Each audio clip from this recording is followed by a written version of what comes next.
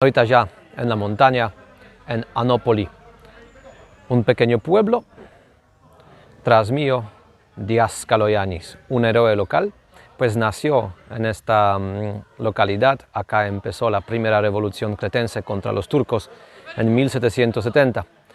Sobre él voy a contarles más en el sitio donde he aprendido, de hecho, pero acá quiero contarles más sobre cultura de la gente local. Y acá el cuento de creación. Supuestamente cuando el Dios ha creado Creta, todo lo bonito ha regalado a la gente de la costa. Pues allá aceituna, allá vino, todo lo bonito en las costas. Y lo que es faquiotes tienen al final es solo roca. Así que ya bastante cabreados, con muchísimas armas obviamente, se fueron al Dios directamente y preguntan, ¿qué es eso? Y dice Dios, ¿por qué creen que he regalado todo lo bonito a la gente de la costa para que luego ustedes lo pueden reclamar? Y así creo que ese cuento ya dice algo sobre la cultura bélica de la gente local. Creo que es una cosa de la gente de montaña. Como ven, acá no falta roca, así que sí, Dios ha regalado mucha roca a los faquiotes. Pero lo importante, vivir en un medio ambiente así, es duro y difícil.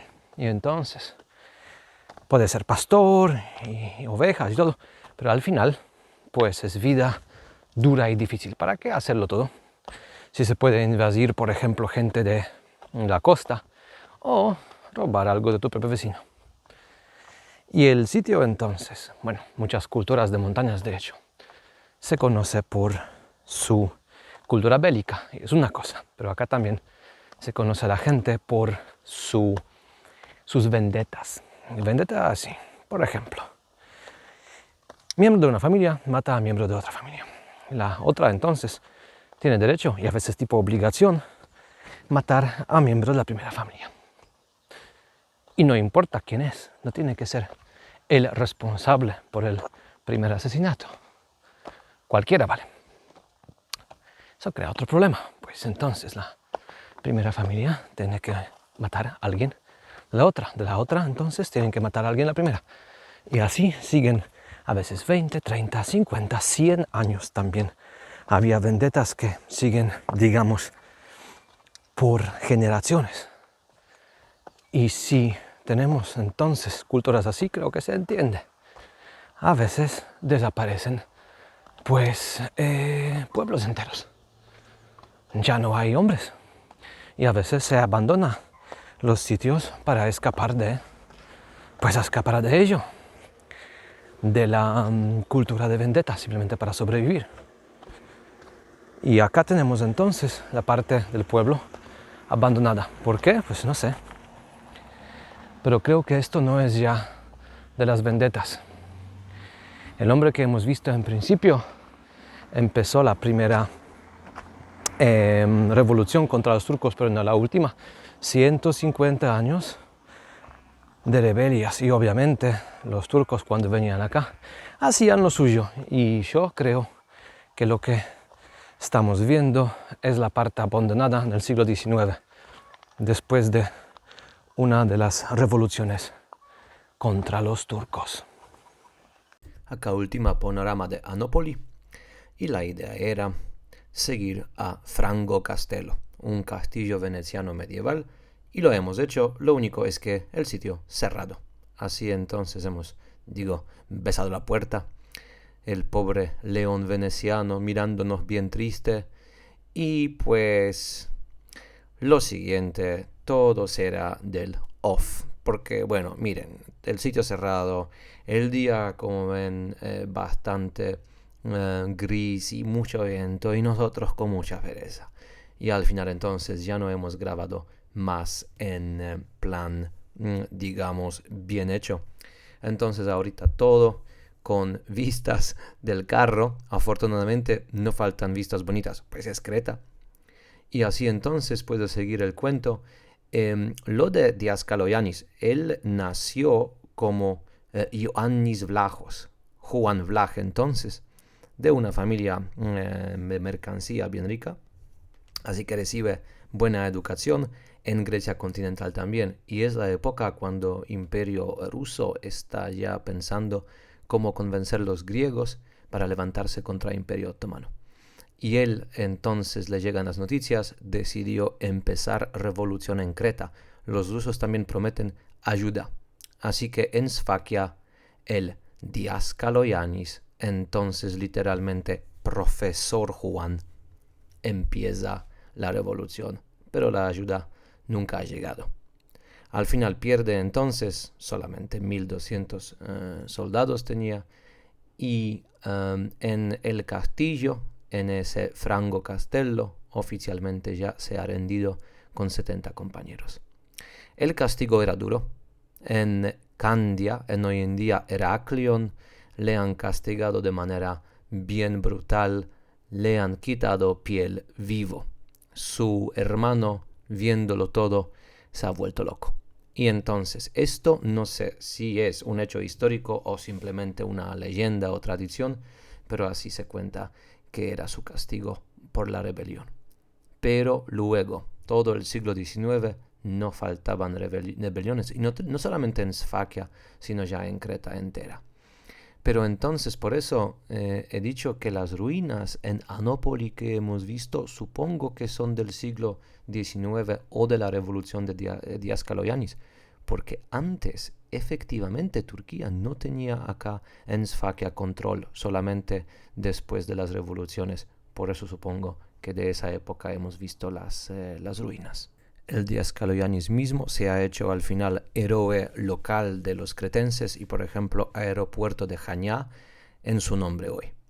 Pero digo, no faltaban revoluciones en toda Creta. Y, por ejemplo, Ceriso, el sitio donde estuvimos para hablar sobre Venizelos, otra revolución, y jefe de esa revolución le han matado de una manera muy particular. Le han aplastado con una rueda de piedra de un molino. Y supuestamente esa es la original. Se puede ver allá en un museo. Pero considerando el último tema, la Segunda Guerra Mundial, también entonces cuando vienen los alemanes, resulta que acá el enemigo peor no son soldados, sino la propia población de Creta. Gente tan acostumbrada a guerra que ellos todos, hombres, mujeres, los viejos, los niños, empiezan a luchar contra los alemanes. Y digo luchar a manera muy brutal, literalmente cara a cara, con lo que tenían a mano. Un ejemplo es una llamada katsuna, que es literalmente un bastón hecho de madera, muy popular entre los pastores de allá. Y entonces incluso con eso les atacaban a los soldados. Y al final entonces esa katsuna se ha hecho un símbolo y hoy se lo vende como uno de los souvenirs más importantes de Creta. Esa feroz resistencia de la gente local no solamente han sorprendido a los alemanes, pero también cabreado bastante. Y entonces empezaron represalias. Obviamente había ahí ejecuciones masivas, había de todo ello, pero a veces si hubo por ejemplo, pueblo que ayuda a la resistencia, literalmente venían y arrastraban todo pueblo y luego dejaban placas con explicación que todo es porque los malos cretenses han machacado de manera bárbara a los soldados alemanes. Entonces, viajando por Creta, en pueblos que lo han sufrido, se encuentran monumentos y réplicas de esas placas. Pero también hay algunos originales. Al final, después de la guerra, la gente lo ha salvado algunas y se puede encontrarlo en museos también en muchos sitios en Creta. Al final, prácticamente cada pueblo en Creta tiene algún monumento, porque simplemente la gente también moría, no solamente de batallas, pero les mandaban a campos, a lo que sea. Y entonces también tenemos esos museos privados muy frikis con lo que se encuentra de aquella época todavía por toda la isla. Otra cuestión muy interesante es la de Iglesia Ortodoxa. Resulta que cuando Imperio Otomano toma Creta, para ellos mejor.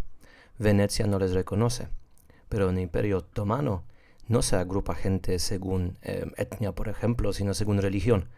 Y entonces, Iglesia ortodoxa ya importante entre griegos, es más importante todavía porque son líderes de comunidades griegas.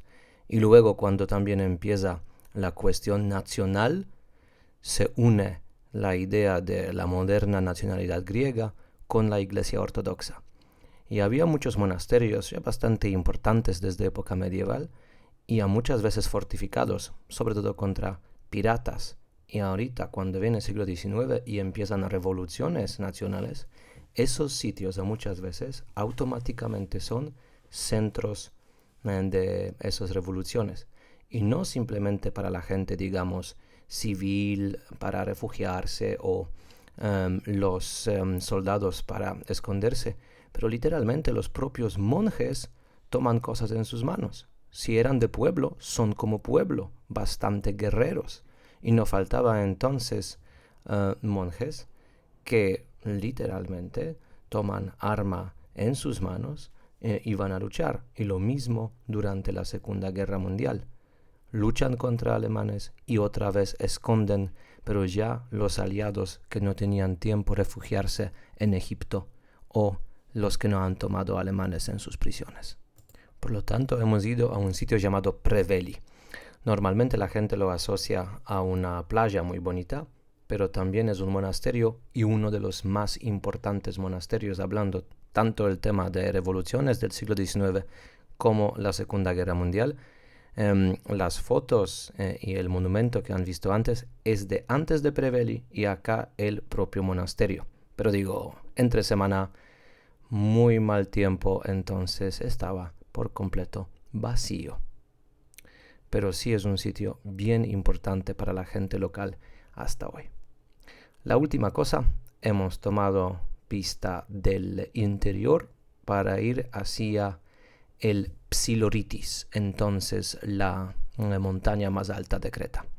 Más monasterios y más monjes guerreros en el futuro, pero ahorita la última cosa sobre la cultura de Sfakiotes, o más bien de toda Creta, creo hoy, pues sobre todo de lo que he leído, un problema con la cultura que tienen es que no falta hoy violencia doméstica. Pero también entre griegos continentales, supuestamente, la idea que tienen de un cretense es un hombre con bigote enorme, con remera negra y con un cuchillo entre dientes. Y sí, las versiones pequeñas de las navajas hoy es un souvenir. También por el tema de fiestas, bodas sobre todo, disparan y no solo en el aire como pueden ver acá en las señales. Pero ya basta de sabuderías y cuentos. Para hoy es todo. Queda un tema muy interesante y entonces ahorita un pequeño tráiler de lo que viene en el próximo episodio. Mi primer sitio de cultura minoica. Estamos en Feistos, estoy súper excitado. Tras mío, 4.000 años de historia de ser humano. Y no solo la historia, también tienen vistas muy bonitas a una valle muy fértil y su montaña sagrada. Y ahorita la idea era, en principio, pues grabar allá abajo para mostrarles unas cosas en detalle. Pero es mi primer sitio minoico, así que lo siento, pero es mi tiempo privado. Y entonces vamos a visitar más sitios. Tal vez voy a grabar algo más en detalle, pero este sitio es mío. Así que nos veremos más tarde.